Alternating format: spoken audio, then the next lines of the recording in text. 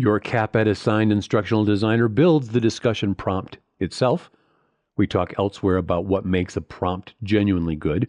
Here, we're covering the settings and a couple of common problems that come up once a discussion is actually running. Here's a discussion already built for this course. Let's look at the settings that control how it behaves once a student starts posting.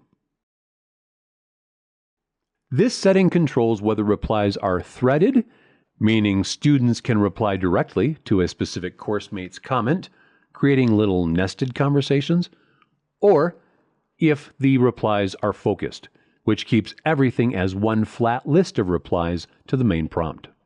Threaded usually reads more like a real conversation. Focused can be easier to scan quickly if you have a large class. Regardless, the choice is up to you, but it's good to have consistency across discussions, courses, disciplines, and even university-wide. Now, here's a problem worth knowing how to spot, especially in a graded discussion. Notice Don Kiefer's post here. He wrote a full 350-word primary response addressing the prompt, but he accidentally posted it by clicking reply under Maggie Jordan's thread instead of starting his own top-level response to the main prompt. When it comes time to grade in SpeedGrader, this can easily be misidentified as a peer reply rather than his primary submission. If you catch this, you can address it directly with that student, and it's an easy fix. They can just copy and paste the original response as its own post.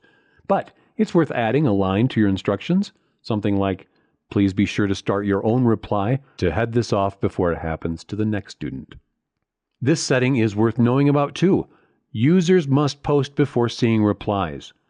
Turn this on, and a student has to submit their own response before they can read anyone else's. It's a simple way to stop students from just echoing whatever the first few people said.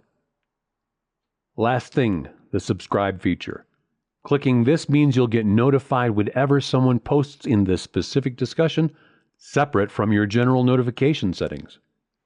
It's useful for a discussion you want to keep a closer eye on, or even if you've set up a special frequently asked questions section, without turning on notifications for every discussion in the course.